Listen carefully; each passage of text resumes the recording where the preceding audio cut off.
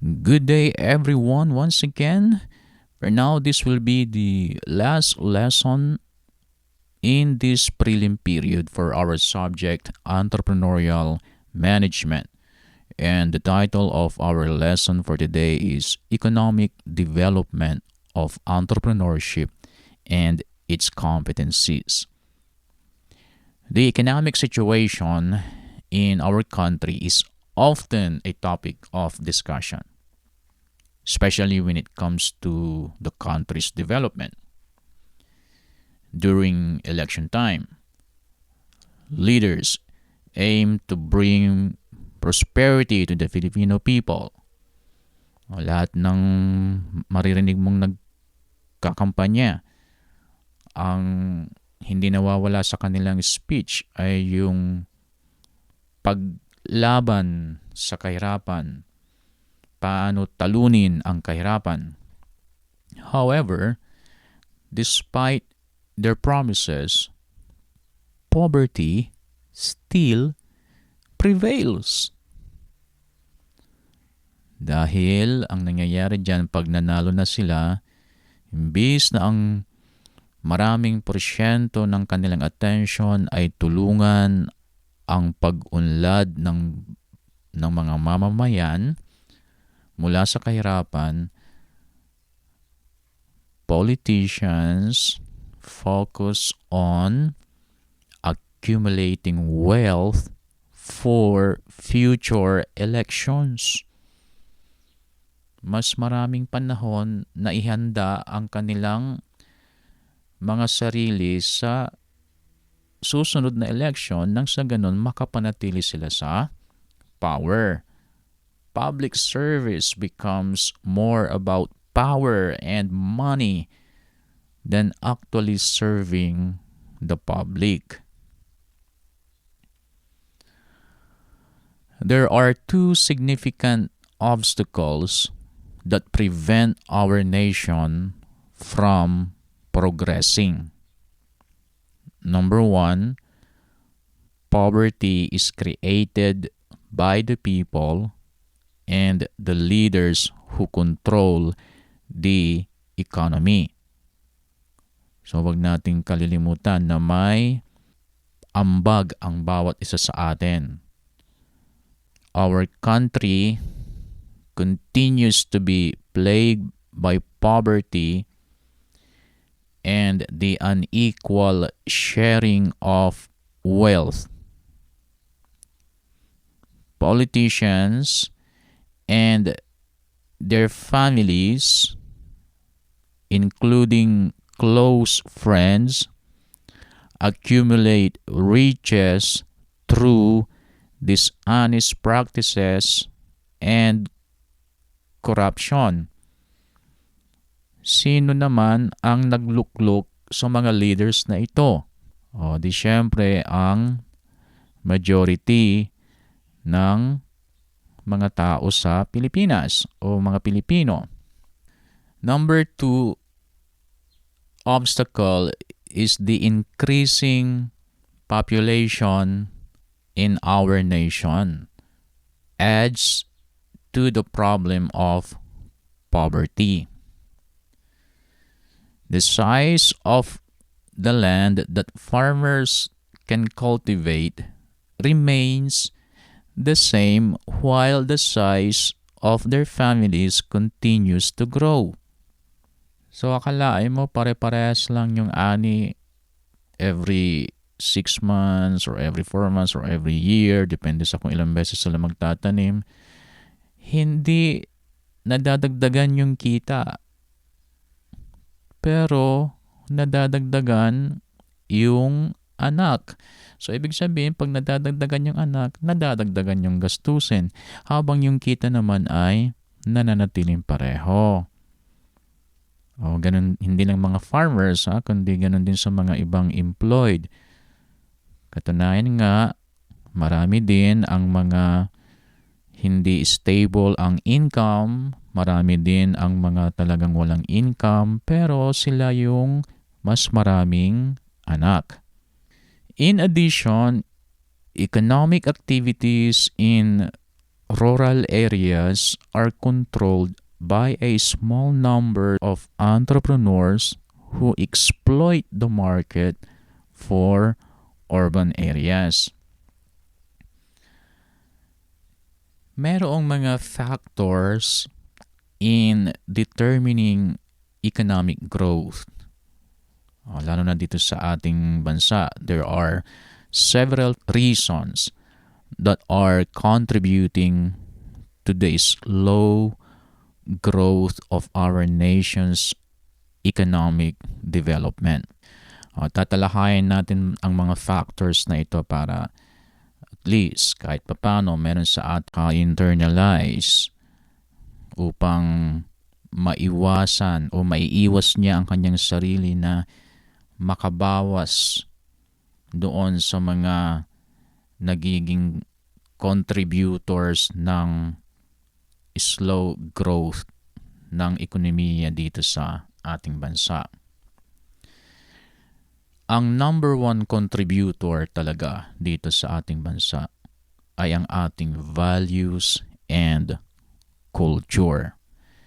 Marami tayong mga kultura, mga pag-uugali na na-adopt or na-develop ng mga Pilipino na dahilan o isa sa mga dahilan kung bakit mabagal ang pag-unlad. Ano-ano ang mga ito? Mayroong 7 na aking tatalakayan.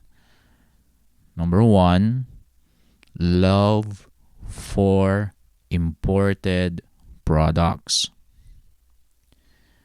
Centuries of colonization have instilled in Filipinos a culture of reliance on and preference for foreign products. We continue to perceive imported goods as superior in quality, while undervaluing our own products as inferior. We have a preference for the flavor of imported food compared to the food produced locally in our country. Similarly, we tend to choose imported goods for our clothing and other needs instead of opting for local products, since we associate Filipino-made items with low class or lower quality and associate imported goods with riches and wealth, aiming to be perceived as well-off or in Tagalog, yayamanin. Kung sa issue ng quality, medyo okay pa yon, pero yung issue na mas gusto natin yung imported kaysa sa local products natin ay para lang maipakita natin ang ating sarili na yayamanin, para lang dahil sa gusto nating marinig ang mga tao na sabihin yayamanin tayo, ay malaking pagkakamali ito at isa ito tuloy sa nagkukontribute ng mabagal na paglago ng ating ekonomiya. Ang pangalawa ay yung bahala na. It's up to the future. Kumbaga, the future holds the answer. Many Filipinos lack financial success due to their reliance on the bahala na mentality, which suggests that their destiny is to be poor while the wealthy are destined to be wealthy. This mindset must be altered first before we can progress towards achieving financial prosperity. mayroong mga, hindi lang mayroon, kundi maraming mga Pilipino, a significant number of Filipinos who had once lived in poverty, as in talagang mahirap ang buhay ng mga ito, have achieved financial success. At sa kanilang testimony, they attribute their triumph to a combination of retaining a positive mindset, placing confidence in themselves and to God, and refusing to surrender despite the challenges they face. Next culture is the crab mentality. Psychology explains crab mentality as a comparison to the self-centered and jealous conduct demonstrated by individuals in response to the achievements of others. Crab mentality, referred to as utak talangka in Tagalog, or talangkang pag-iisip. It is a mindset characterized by being frequently envious and self-centered when it comes to another individual's achievements. It refers to the inclination of certain individuals to undermine those whom they perceive as superior to themselves, thus hindering their progress. Yeah, so yan ang problema, no, pag nakikita natin yung ating kapwa na umaasenso, ayaw natin na mapag-iwanan tayo. Kaya gumagawa tayo tuloy ng paraan para mapigil yung kanyang pag-angat, para pare-parehas lang tayo na nasa ibaba. Ang susunod ay yung tinatawag na manana habit. The practice of delaying tasks or not completing them promptly, known as the manana habit. It is a behavior we have adopted from the Spaniards. The term mañana translates to tomorrow in English, or a designated time in the future. It refers to the common inclination or behavior of postponing tasks until the following day. Ako, ang dami yan sa atin. Kayang-kaya namang tapusin ngayon, pero bakit pinagpapaliban pa? Hindi nila namamalayan na isa ito sa mga nagkukontribute ng mabagal na pag-unlad. This tendency usually happens unconsciously, like many of our procrastination issues. It is a mindset and action that has been learned through repeatedly avoiding tasks. Consequently, this habit can result in various adverse outcomes, such as failing to meet deadlines, heightened stress levels, and reduced productivity. The next culture of the Filipino people na isa sa mga nagko-contribute ng mabagal na paglago ay yung lot of wasted time in every corner of our nation, whether in urban or in rural areas. You'll find people leisurely spending their time,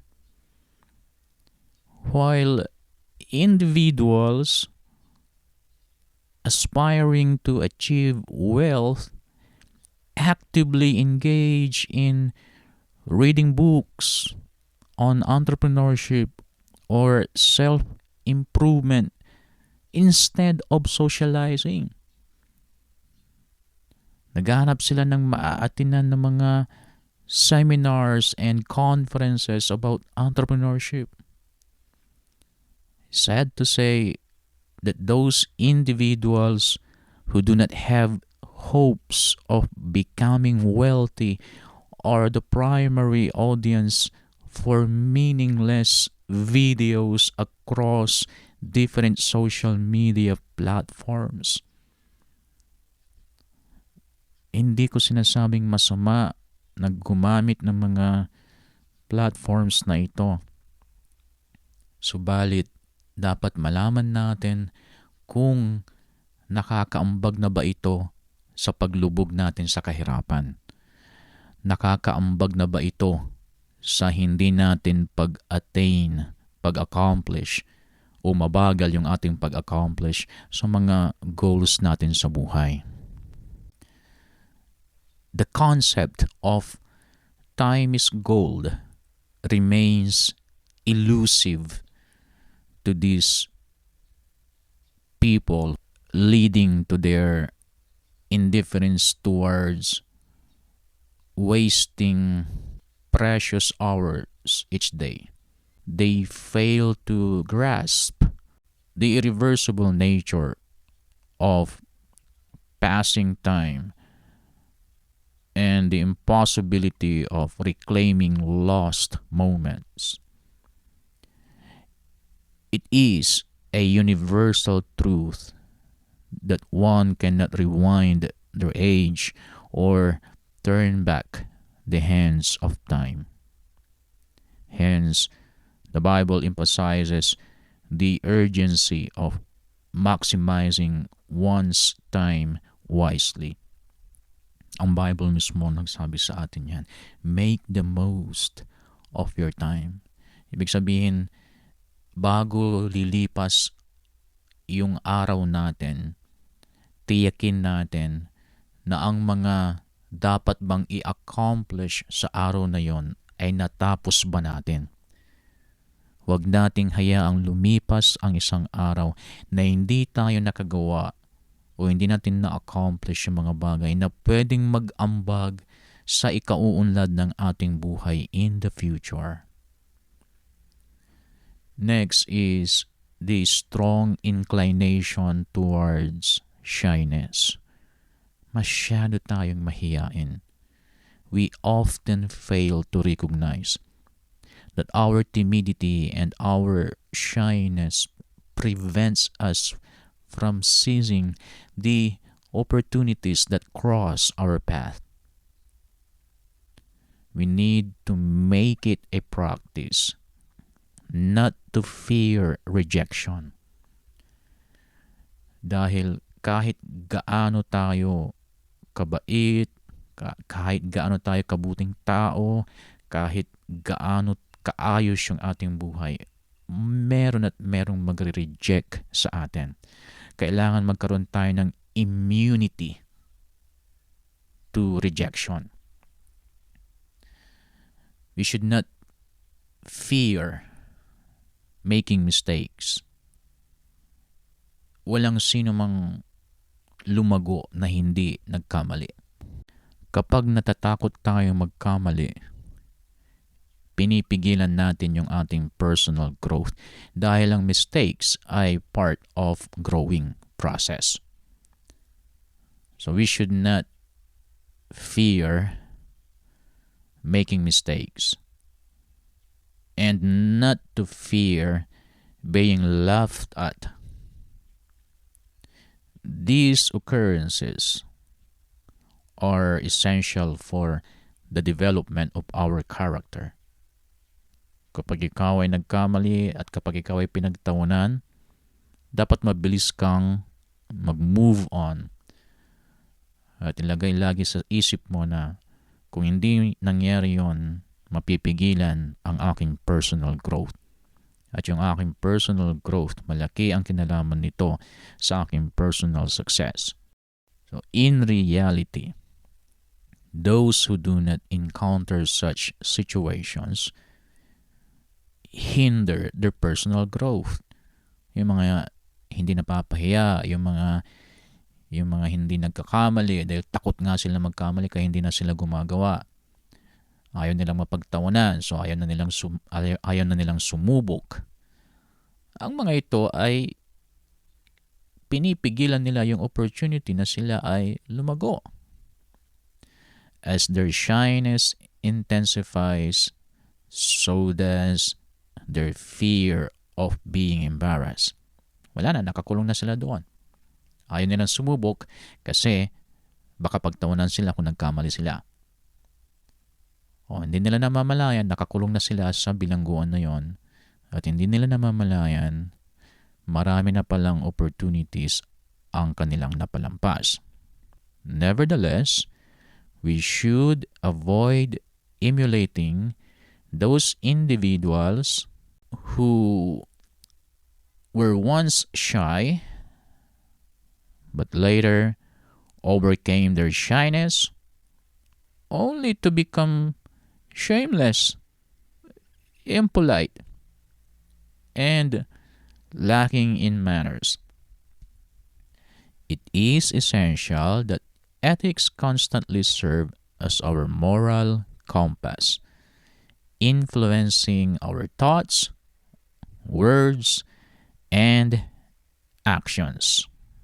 The last culture of the Filipinos na nakakapag-contribute sa mabagal na economic growth is the excessive spending on special occasions. One potential contributor to the sluggish growth of our economy is the traditional commemoration of saints' fiestas, which was passed down to us by the Spanish colonizers, particularly in rural areas. Individuals exhaust their entire savings in one day of festivity, hosting guests only to discover the following day that they are unable to provide sufficient food to nourish their children. Itong masaklap, no? Gusto nating maipakita sa mga tao na galante tayo. Pero kasunod nun ay wala tayong makain. Pagtapos na yung piyesta. During the festivities, the healthiest pig is chosen and prepared for a feast, showcasing the finest cuisine to the guests in attendance. Individuals will spare no expense to dress in their finest attire and join the celebrations, which include the crowning of the reina or the queen alongside the extravagant display of local politicians who are simultaneously preparing for an upcoming election. Kaya dapat nandun yung presensya nila dahil maraming tao pagkakataon nila makapagkampanya ng libre. There is nothing wrong with celebrating as it brings joy to Filipinos. However, the downside is that we may spend money on festivities instead of investing in more profitable ventures that could generate long-term profits.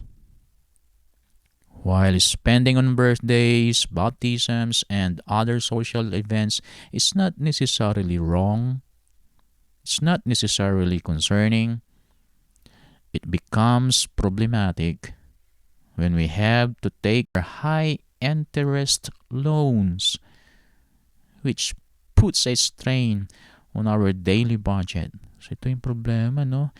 Yung uutang pa ng mayroong interest para lang may magamit sa piyesta, may maipakain sa mga bisita, may maisuot sa mga okasyon.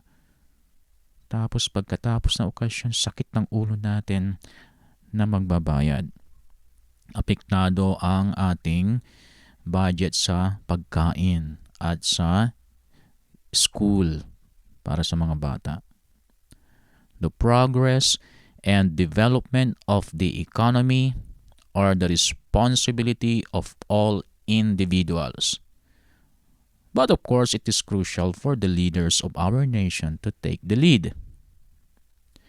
We must utilize our talents and skills to promote economic growth. Laziness is not a characteristic of our people.